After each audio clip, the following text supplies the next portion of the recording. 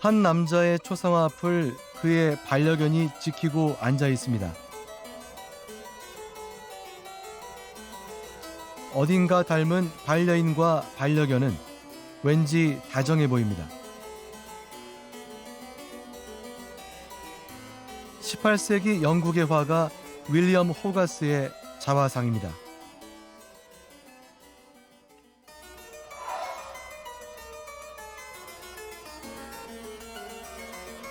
그의 또 다른 작품 4개의 잔혹한 무대. 반려견에 대한 애정을 표현한 자화상과 달리 이 작품의 분위기는 차갑고 기괴하기까지 합니다. 연결된 4편의 그림에 동물학대와 아동폭력, 살인까지 노골적으로 그려져 있습니다. 마치 수수께끼와도 같은 이 작품을 통해서 호가스가 전달하려 한 메시지는 무엇일까요? None of his pictures or his drawings are straightforward. There are mazes, there are puzzles, there are tricks, there are puns, and one has to work one's way all the way through Hogarth to discover what his intentions are in either in the 4 stages of cruelty or in many of his other. And he has a message always to give. He's a social reformer and a critic. 300년 가까이 지난 지금 우리는 호가스가 남기고 간 수수께끼의 해답을 찾아냈습니다. 키워드는 바로 폭력이었습니다. 동물에 대한 폭력이 없는 사회는 인간 간의 폭력도 훨씬 없어지는 그리고 서로 공감하고 배려하고 그런 사회로 가는 지름길이기 때문에 동물 학대와 인간 간의 폭력을 좀 떼어놓고 생각하는 것이 아니라 좀 같이 봐야 될 필요가 있습니다.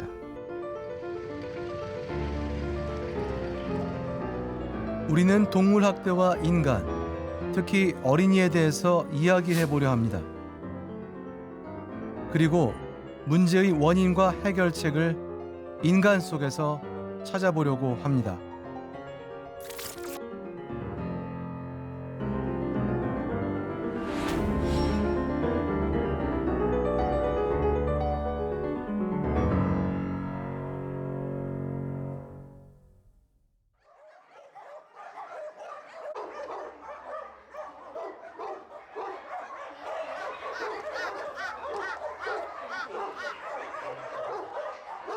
동물보호운동단체의 보호시설입니다.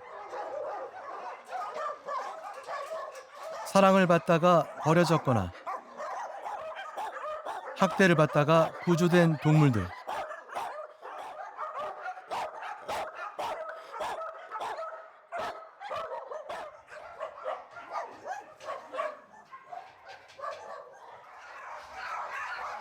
낯선 사람을 보자 일제히 지저댑니다.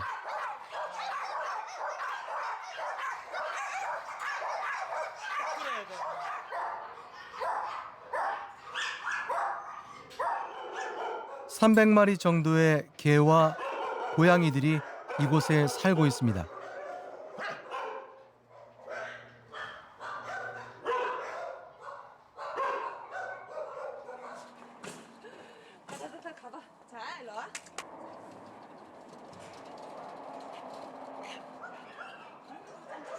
강아지들의 산책 시간입니다.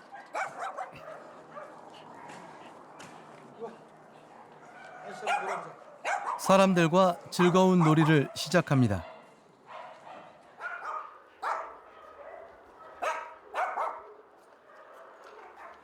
그러나 이곳 동물들은 몸과 마음 모두 상처투성입니다. 찬이와 라니는 2년 전 구조된 백구입니다.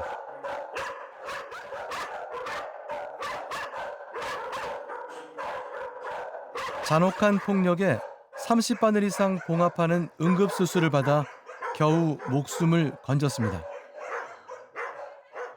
주인이 있었고 그 주인이지 이웃과 이제 말다툼을 벌이고 와서 그 화풀이를 키우는 개들한테 한 건데 굉장히 잔혹했습니다.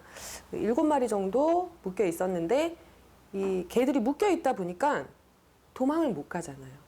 묶여 있는 개들에게 다가가서 그 칼로 이제 목을 다 그어서 그 자리에서 과다 출혈로 5마리가 즉사를 하고 찬일 아니는 겨우 이제 목숨을 건질 수가 있었어요. 새아도 마찬가지로 굉장히 좀 열악한 환경에 이제 묶여 지내는 개였고요. 새아의 주인도 술을 먹고 상습적으로 이제 동물에게 폭력을 그런 행사하는 사람이었고, 그날은 뭐 어떤 일이 있었는지는 저희는 모르지만 그날은 삽으로 새아와 새아의 친구를 이제 삽으로 때려서 마찬가지로 한 마리가 그 자리에서 즉사를 하고 새아도 부상을 입은 채로 구조가 됐습니다.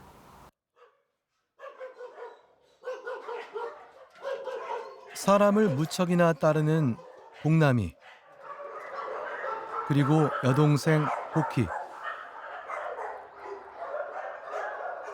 8년 전 누렁이 남매는 함께 끔찍한 일을 당했습니다.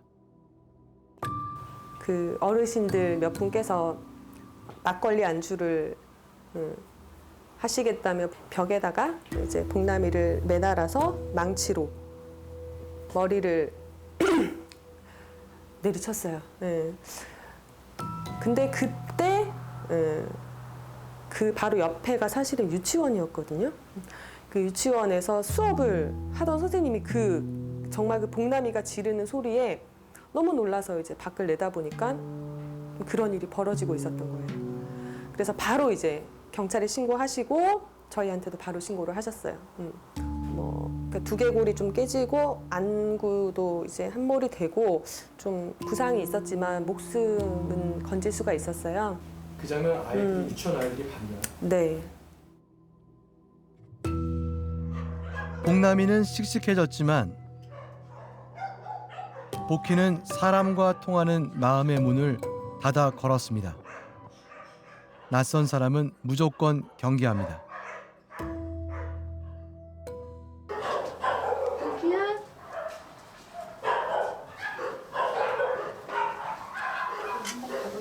네.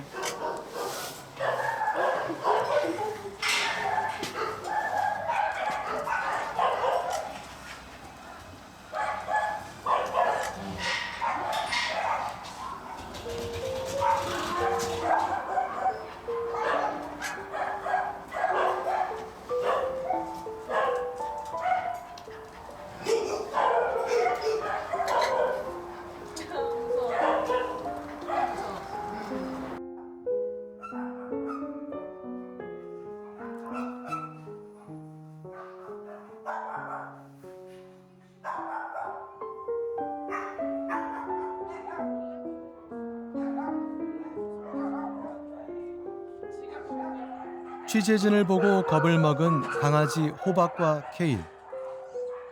구석자리를 뜨지 않고 있었습니다.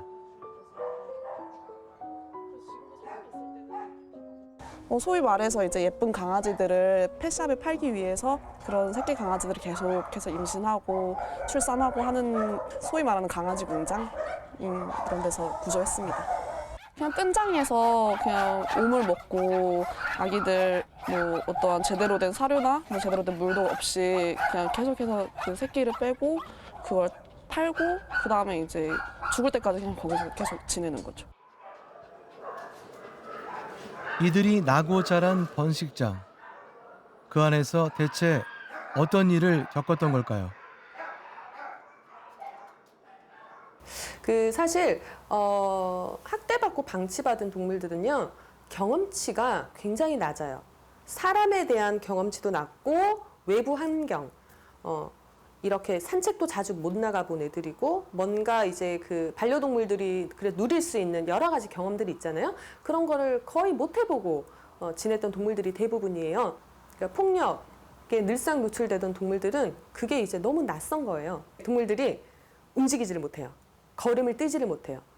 바닥에 납작하게 붙어가지고 전혀 움직이지를 못해요. 어떻게 해야 되는지 모르겠어요.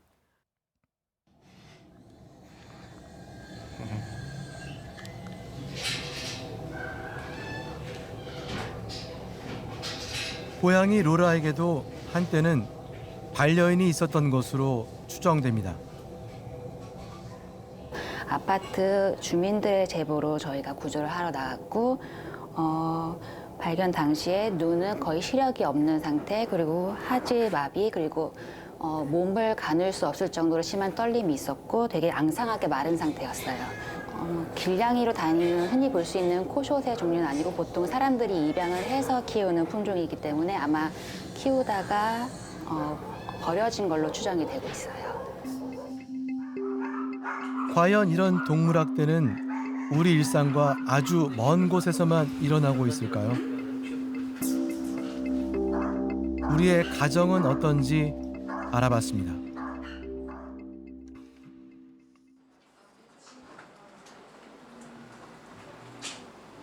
일 년 전 한 동물보호 운동단체에 30대 여성이 다급한 목소리로 전화를 걸어왔습니다. 조금 더 자세히 말씀해 주시겠어요? 남편의 상습적인 폭력을 피해 두 아이의 반려견까지 데리고 집을 뛰쳐나온 여성이었습니다. 네, 잠시만요. 2주 넘게 잠도 안 오고 하나씩 2시간을 자도 깨서 내일은 어디를 가서 어떻게 알아봐야 될지 이러거든요. 근데 강아지에 대한 얘기를 물어보면 지금 당장 애들하고 엄마도 한데 걔들을 그러니까 걔들까지는 자기들이 포용을 할 수가 없다는 그거가 저를 좀 이렇게 넉나간 사람으로 생각을 하더라고요.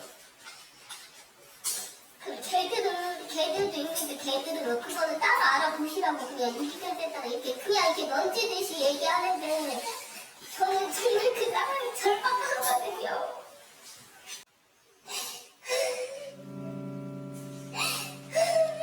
가정폭력 피해 여성이 반려견을 끌어안고 흐느끼는 이 영상은 취재진을 다소 놀라게 했습니다. 우리는 어렵게 박 씨를 만났습니다. 당시 박 씨는 폭력을 피하기 위해 남편과 마주치지 않으려 했습니다. 그러나 그때마다 남편의 폭력은 아이들과 반려견들 쪽으로 향했습니다. 강아지를 싫어하는 사람은 아니거든요. 그러니까 대상자는 항상 그러니까 애기랑 강아지예요. 둘 중에 누구 하나를 건들면 제가 이제 거기에 대해서 반응을 보이니까 이게 그냥 습관화가 된 것 같더라고요. 대상자가 강아지인 거예요, 만만한 게. 그러면 강아지를 던졌다 그럼 제가 거기에서 더 크게 반응을 하니까 아이들과 반려견들에게 가해지는 폭력은 더욱 견디기 힘들었습니다. 차라리 나 저한테 하라고 했거든요, 항상. 그러면 몸싸움을 해도 저랑 어차피 하니까 애들하고 강아지한테는 안 가잖아요. 집에 있는데 신랑이 또 술 먹고 거기로 쫓아온 거예요. 그래가지고 그때 또 막 다 죽여버린다고 막 또 이러고 해가지고 그러고 나서 몸싸움이 심해지면서 첫째가 경찰서에 이제 신고를 한 거예요. 엄마 죽을 것 같아. 박 씨는 남편의 폭력으로부터 아이들과 반려견들을 지켜주지 못한 마음의 고통이 컸다고 합니다. 1년 전 영상 속에서 강아지를 안고 흐느꼈던 건 바로 그 이유 때문이었습니다. 반려견 2마리는 보호단체를 거쳐 다른 가정에 입양됐습니다. 박 씨는 남편과 이혼을 하고 아이들과 새로운 삶을 시작했습니다. 그러나 상처는 아물지 않았습니다. 저는 저희 첫째가 아직까지도 지금 막 데리고 오라고 할 정도로 각별했어요, 걔는. 근데 첫째는 너무 많은 거를 봐가지고 그때 지금까지도 심리치료를 오래 하고 있거든요. 병원에 안에 있는 그 애기 진술에 대한 그런 것도 하거든요. 근데 거기서도 아빠가 우리 꼬맹이 던지지 않았냐고. 동물보호단체들은 가정폭력과 동물학대가 함께 발생하는 사례가 적지 않다고 했습니다. 전체 가구의 68%가 개, 고양이 등과 함께 살고 있는 미국은 어떨까요?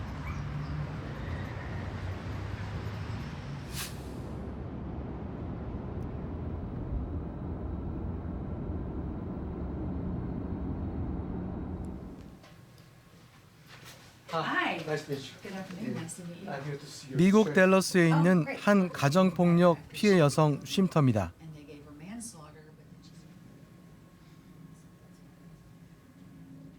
이곳에서 한국의 박 씨와 같은 30대 중반의 가정폭력 피해 여성 엘리를 만났습니다. 지난 4년간 상습적으로 폭력을 휘두르는 남편에게서 벗어나고 싶었지만 그러질 못했습니다. 한국의 박 씨처럼 반려동물에 대한 걱정이 컸기 때문이었습니다.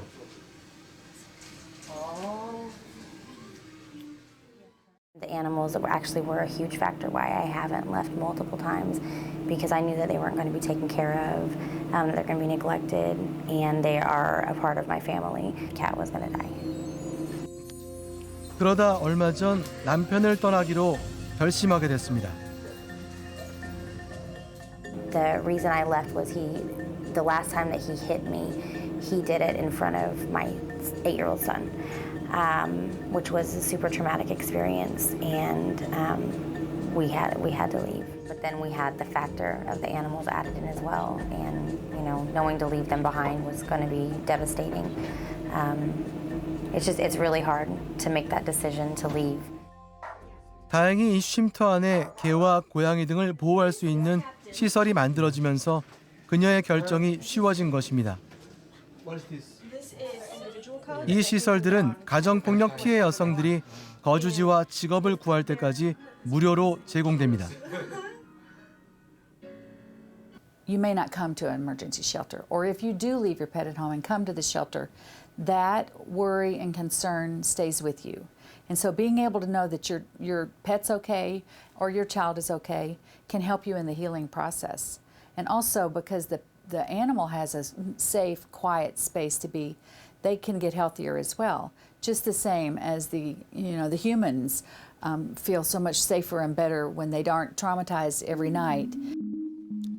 현재 이곳처럼 반려동물까지 받아주는 피해 여성 쉼터가 미국 안에 120개 정도로 아직 그 수가 많지는 않습니다.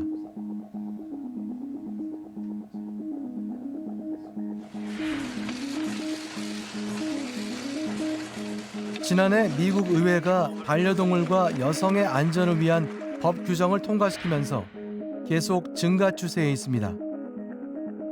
가정폭력 여성은 물론 반려동물의 안전을 위한 법안입니다.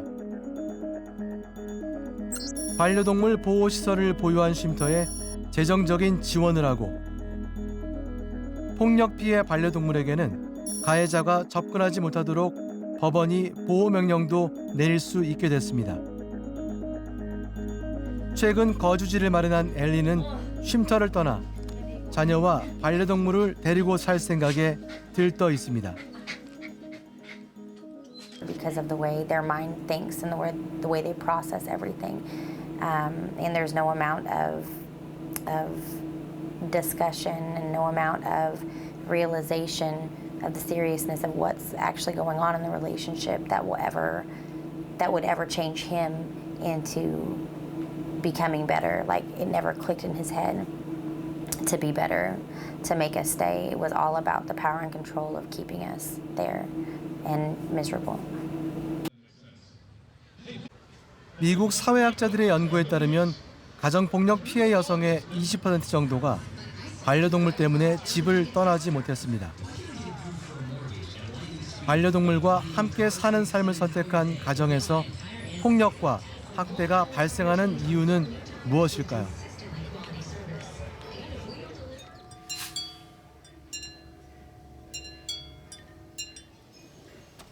캐롤 아담스는 가정 내의 억압과 폭력, 육식과 남녀 성의 관계 등을 연구해온 미국의 작가이자 사회 활동가입니다. A husband can be very threatened by the love a woman is showing to someone else. So first of all, feeling that affiliative emotional connection between his partner and an animal can create feelings of being left out and being threatened, and they don't like those feelings. And in a patriarchal culture, we have not helped to educate men about the variety of feelings you can live with. And this is another thing the batterer wants to destroy. The batterer wants to control not just behavior but emotions. 실제로 국내외 언론에 보도된 동물학대 사건 중에는 이런 유형의 사건들이 적지 않습니다. 지난해 발생한 일가족 4명 살해 사건. 가해자인 30대 남성은 여자친구와 그녀의 가족 등 모두 4명을 살해하고 그 자리에서 스스로 목숨을 끊었습니다. 여자친구의 이별 통보로 시작된 분노가 범죄로까지 이어진 것으로 추정됐습니다. 그런데 가해자인 남성은 끔찍한 범행을 저지르기 전에 여자친구의 강아지를 죽였던 것으로 경찰 조사 결과 밝혀졌습니다. 강아지 죽였죠. 왜 죽인 거죠, 강아지를? 합리적인 추론을 하면 강아지를 좋아하고 자기하고는 뭐 별로 사이가 안 좋으니까 강아지가 미웠겠죠. 주변의 진술이에요. 상부의 진술. 반려동물을 죽인 것이 하나의 위험 징후였던 것입니다. I don't know what is true for Korea, but in the United States, a very dangerous time is this time of separation. It's called separation violence. And this is often when animals are in the most danger. When violence escalates to include the injury or killing of a dog, it is showing that that's a very dangerous time.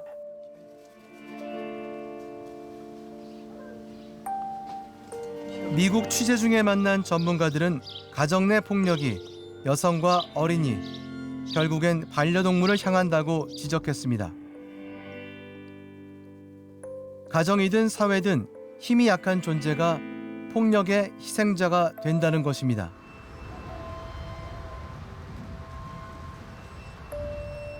주로 남성이 가정 또는 집단을 자기 중심으로 묶어두려는 생각에서 학대와 폭력을 행사한다는 것입니다. 1980년대부터 가정폭력과 반려동물 학대의 연관성을 연구해온 미국의 사회학자와 범죄학자들은 가정 내의 반려동물 학대가 단순히 우발적으로 또는 불가피하게 발생하고 있다는 생각에 동의하지 않습니다. 특히 다른 가족 구성원들이 지켜보는 가운데 반복적으로 반려동물을 학대하는 경우에는 가족에 대한 지배와 통제를 목적으로 폭력을 사용하는 것이라고 지적해 왔습니다.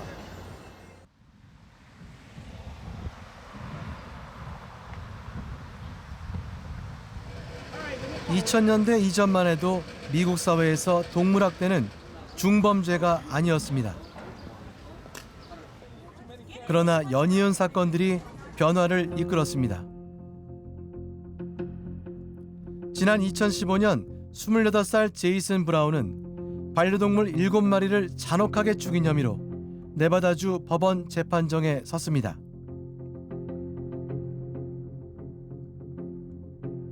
당시의 사건 보고서입니다. 제이슨 브라운의 거주지에서 7마리의 개와 고양이를 학대 고문하고 죽인 흔적들이 발견된 것입니다. 재판부가 선고한 형량은 무려 징역 28년. 한 마리에 4년씩 선고된 셈이었습니다. 이례적인 판결이 가능했던 것은 2011년에 만들어진 법률 때문이었습니다. 쿠니는 2011년 한 네바다주 주민이 죽인 작은 강아지였습니다. 수법은 잔인했지만 동물학대를 가볍게 처벌하는 당시 네바다주 주법에 따라 가해자에게 벌금형 등이 내려졌습니다. 이로 인해 지역 여론이 들끓자 네바다주는 동물학대를 중범죄로 처벌하는 이른바 쿠니의 법을 통과시켰습니다. 이때부터 동물학대 한 건당 최고 4년형을 선고할 수 있게 된 것입니다.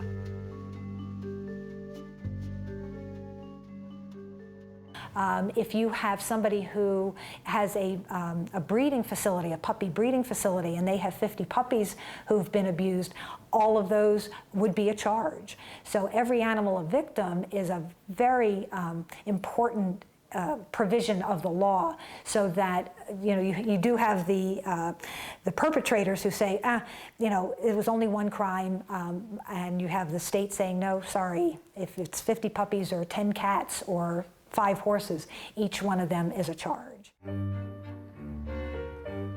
주마다 정도의 차이는 있지만 지금은 미국 전역에서 동물학대를 중범죄로 다루고 있습니다.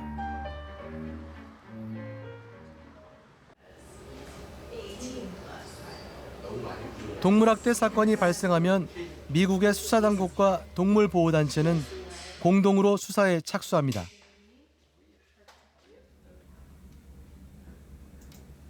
ASPCA, 즉 미국 동물학대 방지협회의 부책임자는 뉴욕 경찰국 출신의 전직 경찰관입니다. If it is something that rises to the level of a crime, there are certain things that they would do. They would initiate a criminal investigation and they would work on getting that animal to us, because ultimately that animal is evidence of that crime.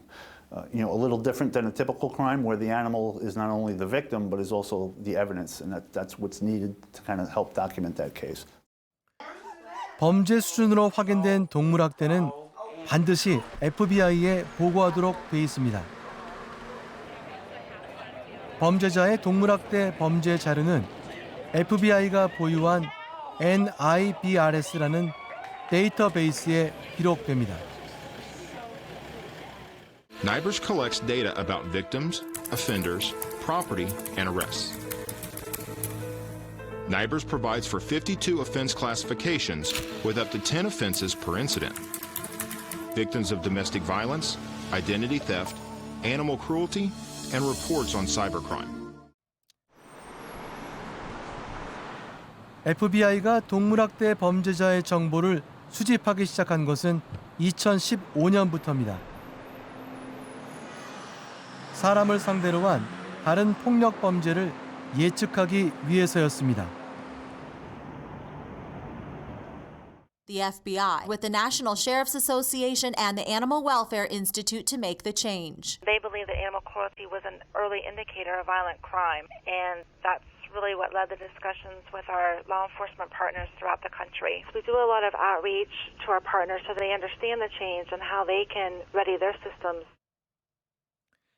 FBI는 동물학대를 단순히 동물에 한정된 범죄가 아니라 반사회 범죄로 규정하고 있습니다. It's not a standalone crime, animal cruelty. We see that it's connected to domestic violence, elder abuse, child abuse, serial killers. We see that many school shooters have a background in animal cruelty as a kind of precursor or kind of a gateway crime to other things. So it's not a standalone crime by any means, and the fact that the FBI recognizes that, and as does the NYPD.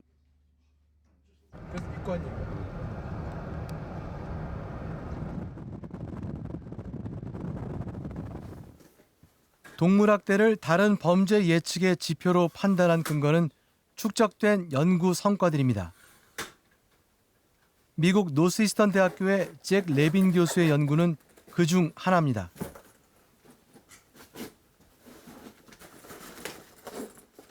연구팀은 동물학대 범죄로 수감된 153명을 상대로 동물학대 이외에 다른 범죄 기록이 있는지 조사했습니다. 이들과 거주지, 성별, 그리고 연령과 인종까지 같은 또 다른 153명도 선정해 두 그룹의 범죄 기록을 비교했습니다. 그 결과 동물학대 범죄자 153명의 범죄 건수가 비교 대상인 153명보다 월등히 높았습니다. Those prisoners who had committed violent acts were 5 times more likely to commit acts of human violence, rape, murder, aggravated assault, arson. 4 times more likely to commit property offenses like vandalism, and 3 times more likely to commit drug offenses. There was a definite link between human violence and animal abuse. 동물학대 범죄자가 다른 범죄를 저지를 가능성이 있는지 예측이 가능하다는 것일까요? Certain kind of animal abuse that does predict human violence. Desperately to find what would foreshadow a serial killer before he starts to operate in an area. Most serial killers are middle-aged. They don't start killing until they're in their late 20s or 30s or 40s. So we have the time to get them, but we have to be able to recognize them first. And we don't have a lot of warning signs for that. But one of them that stands out is the abuse of the family pet.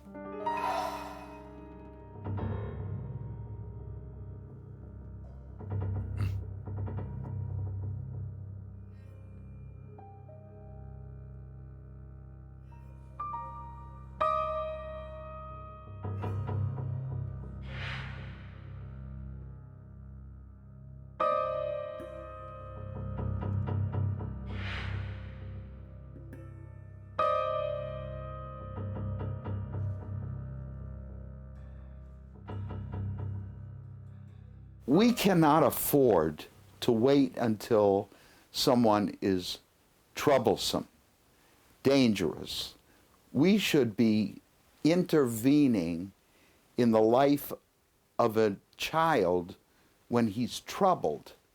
Maybe he's suffering from a mental illness of some kind.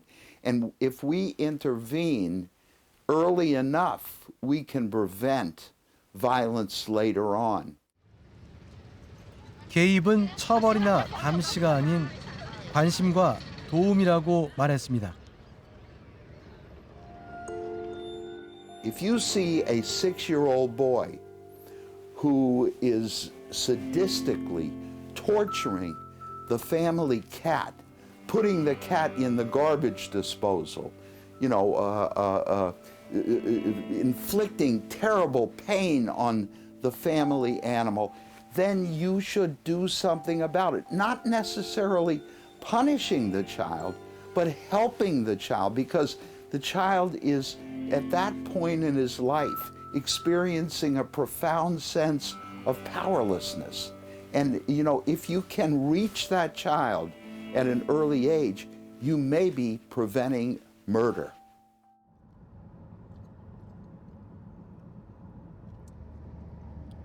어린이가 심각한 무력감을 느끼게 되는 때는 도대체 어떤 상황을 말하는 것일까요? 이 또한 폭력과 관련이 있는 것일까요?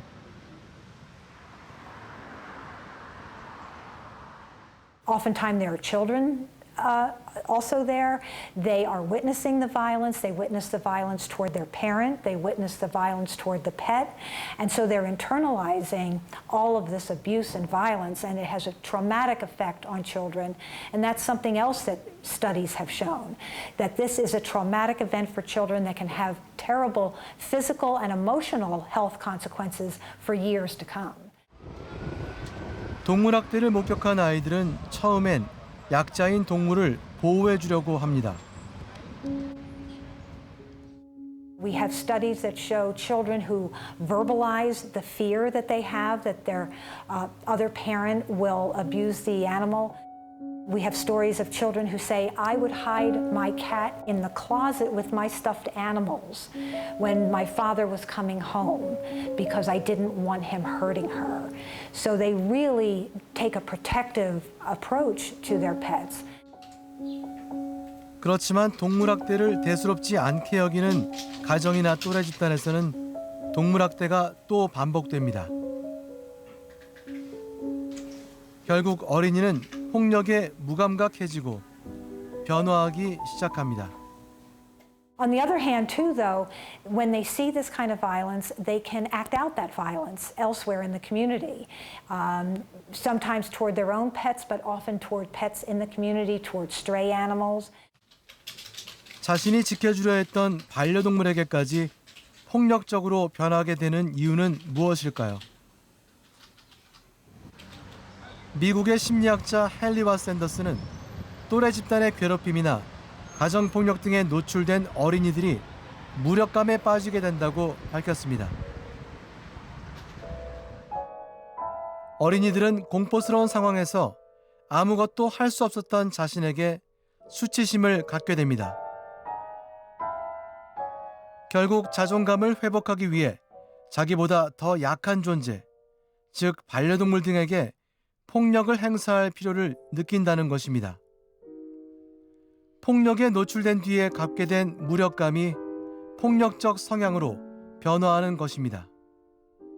So you get a lot of violence begetting violence. The child in particular, if there's a child present, we have found that in many homes that are referred to courts for child abuse. 동물학대가 다른 범죄들과 깊은 연관성을 갖고 있다는 생각은 오래전부터 계속돼 온 것이었습니다. 18세기 영국의 화가 윌리엄 호가스의 작품 4개의 잔혹한 무대. 수수께끼와 같은 4편의 그림은 도대체 어떤 비밀을 갖고 있는 것일까요? 사회학자이자 범죄학자인 피어스 번 교수는 자신의 논문에서 이 그림을 해석했습니다.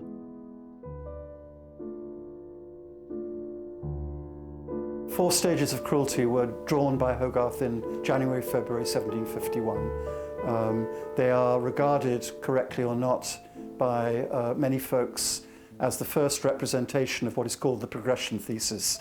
The progression thesis is where people progress from abusing animals as they grow up, becoming adults, to abusing humans. 가상인물 톰 네로가 작품의 주인공입니다. 그의 삶을 4단계로 그렸습니다. 첫 번째 무대입니다. 런던 거리의 소년들이 동물을 학대하는 모습으로 가득 차 있는 그림입니다. 이 작품 속 주인공 톰 네로는 아직 어린 시절입니다. 마치 다른 소년들을 주도하듯 강아지를 끔찍하게 학대하고 있습니다.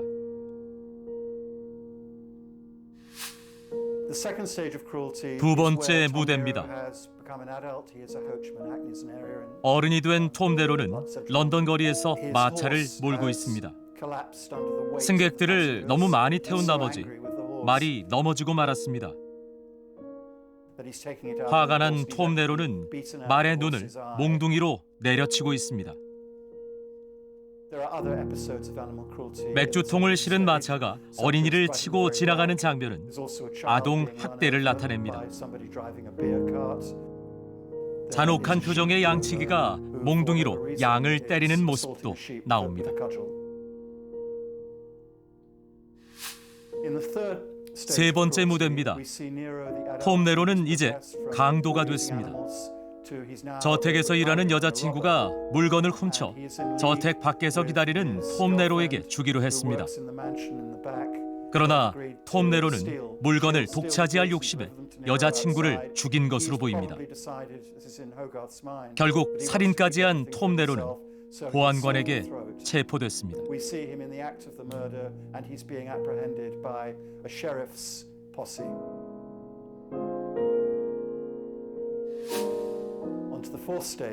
네 번째 무대입니다.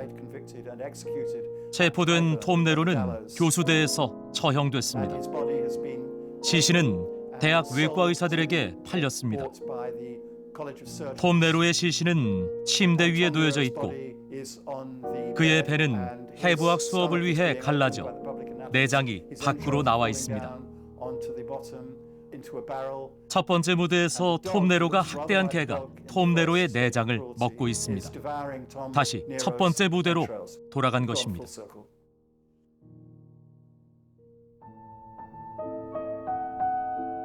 수수께끼처럼 숨겨진 이 작품의 메시지를 파악하려면 첫 번째 그림, 즉 톰 네로의 어린 시절로 돌아가야 합니다.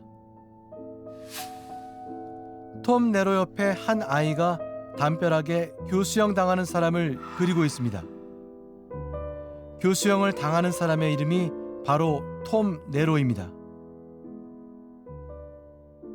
The drawing is actually of a children's game. It's called Hangman. There's a picture in there of one of the boys who is about to be hanged, but I'll get to this. It's a prediction of what will happen to him. 어린 시절의 톰 네로가 동물을 학대한 바로 그 순간에 미래의 살인범이 되어서 교수형에 처해질 것이 예견된 것입니다. His major message here, of course, is that animal cruelty is wrong. It's wrong for at least two reasons. One of which it's wrong for the animals, and the other is can, in some circumstances, make some people, children who engage in animal cruelty, it can, for various reasons, perhaps push them forwards later on in life. It prepares the way. It destroys their compassion. And it prepares the way for them becoming violent to humans. Hogarth's major concerns here is with children. He's just as concerned with animals being abused and tortured and neglected as he is with children being abused, tortured and neglected.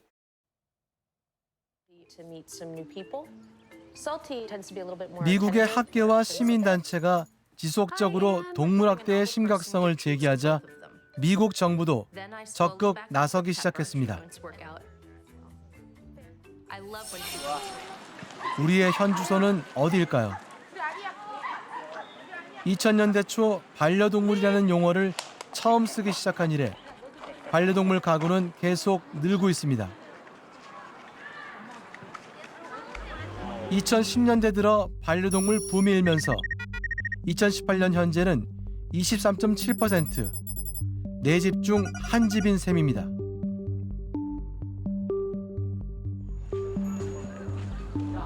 혼자 사는 젊은이, 그리고 자녀를 떠나보낸 노인들도 반려동물과의 삶을 선택하고 있습니다. 이런 추세를 반영하듯 우리 국민의 92%가 동물학대 처벌을 강화해야 한다고 응답했습니다. 그러나 같은 조사에서 동물학대를 목격했을 때 그냥 지나치겠다는 응답이 말리겠다는 응답보다 높았습니다. 아무래도 아직까지 동물에 대해서는 그 사람의 소유물, 그 사람이 관리해야 될 부분이다. 그래서 그 사람이 그 하는 부분에 대해서는 뭐 관여하지 않겠다. 이런 그 시각이 있는 건 사실인 것 같고요. 그 다음으로는 이제 그 동물 학대에 대해서 정확하게 인지하지 못하는 그런 상황도 있는 것 같습니다. 아까 인식조사 말씀하신 거 보면은 그 반려동물을 키워본 사람들은 학대 행위에 좀 더 인식하는 경향이 있거든요. 근데 이제 그분들조차도 어느 선까지 이게 본인들이 개입해야 되는 동물 학대인지, 그러니까 법적으로 금지되고 처벌되는 학대인지에 대해서 모르고 계신 부분들이 좀 있어요. 현행 동물보호법은 2년 이하 징역이나 2천만 원 이하 벌금으로 동물학대를 처벌토록 하고 있습니다. 하지만 중요한 것은 엄격한 법 적용입니다. 실형이 선고되는 경우는 거의 없고 대부분 벌금형에 그치고 있습니다. 법이 있어도 그 법이 제대로 적용되지 않는다면 사회의 잘못된 인식들은 좀처럼 바뀌지 않을 것입니다. 냉동 창고 안에 정체를 알 수 없는 붉은 색깔의 고기가 보관돼 있습니다. 한편에는 팔팔 끓는 물이 담긴 커다란 양동이와 플라스틱 나사가 촘촘하게 박힌 통이 있습니다. 고양이를 뜨거운 물에 담가 털까지 제거하는 도살장입니다. 우리나라에서 이제 고양이 600마리를 나비탕이라고 하는 어떤 건강식으로 먹기 위해서 죽인 사실 그 사건도 고양이를 삶은 물에 사른 채로 넣기도 하는 등 굉장히 잔인하거든요. 근데도 불구하고 집행유예가 선고가 되었어요. 본질적으로 굉장히 반사회적이고 위험한 행동임에도 불구하고 여기에 이제 식용 내지는 음식이다라는 인식이 들어가기 시작하면 그때부터 사실 이것을 범죄로 규정하기가 굉장히 어려워지고 민감해지는 문제가 되는 거죠. 그래서 이런 원인들이 사실 사람들 인식에 영향을 미치게 되고 그런 어떤 동물에 대한 식용 문화가 이제 있는 상태에서 사람들이 동물 학대, 죽이는 행위가 굉장히 위험한 행위임에도 불구하고 그 위험성을 굉장히 낮게 판단하게 되는 그런 상황인 것 같습니다. 내가 이 반려동물을 구입하거나 입양하거나 뭐 같이 살게 됐을 때에 나에게 있어서 필요한 책임감에 대한 생각이 없고 그것에 대해서 어떤 사회적인 분위기나 어떤 제도적 조성이 안 됐기 때문에 준비가 안 된 상태에서 반려동물을 마주했는데 내가 생각했던 결과가 아닌 거죠. 배변도 못 가리고 뭐 짖고 주변에서 싫어하고 뭐 이사를 가게 되고 뭐 임신을 하게 되고 이런 경우에 있어서 마치 쓰던 물건을 버리듯이 그게 되니까 사는 것도 쉽고 뭐 흔히 말해 키우는 과정도 쉽고 버리는 과정도 쉬운데 여기서 생명이 태어나는 과정과 생명이 죽는 과정이 우리 눈에 안 보이기 때문에 사실은 굉장히 쉽게 이런 일들이 일어나는 거죠. 찾는 사람이 많아지면서 관련 산업까지 크게 성장했지만 정작 반려동물을 독립된 생명체로 인정하는 데에는 인색합니다. 가야 할 길, 넘어야 할 산이 너무 많습니다. 자, 이제 시작!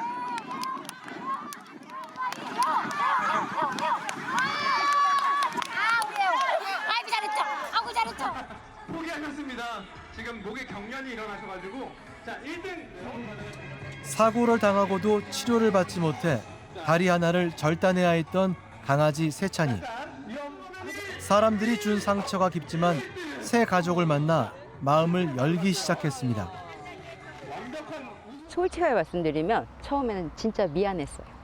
그러니까 이 아이들 제가 데리고 온 아이들 모두가 다 상처 있는 애들이다 보니까 처음에는 미안해서 데려오기 시작했어요. 그러니까 이쁜 모습 보일 때 그럴 때 마냥 행복하죠.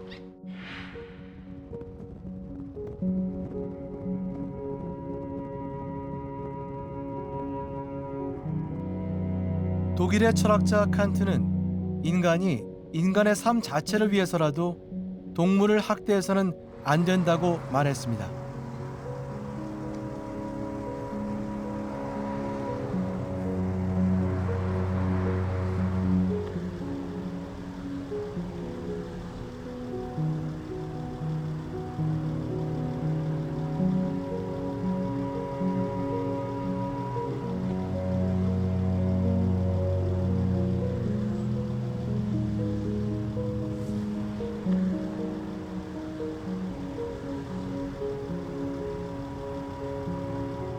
내 자녀 또 우리 사회가 보다도 좀 더 정서적으로 더 풍부하고 그리고 이타성을 좀 키우고 이런 사회를 만들고 그러한 가정을 만들고 그런 자식으로 성장시키기 위해서는 조금 더 생명에 대해서 경외할 수 있고 생명을 통해서 정서적으로 좀 더 많이 이렇게 풍부해질 수 있는 이런 문화를 우리 사회가 좀 같이 만들어 나가는 거 이런 게 중요하지 않을까 생각합니다.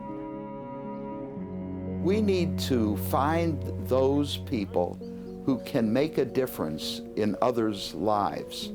You know, there are people who are helpful, who can actually find those youngsters who would do just fine if we could locate them and give them the help that they need, whether it's in school or at home, whether it's with a therapist, whether it's with their parents, whether it's with their friends.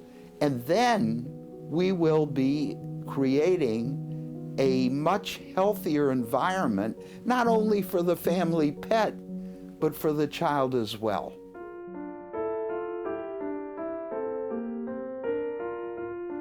엄격한 법 집행으로 동물학대가 또 다른 범죄로 이어질 수 있는 가능성을 차단하고 또 한편에선 사회 구성원 모두가 약자에 대한 책임을 다하는 것이 동물뿐 아니라 결국엔 사람 자신을 구하는 길입니다.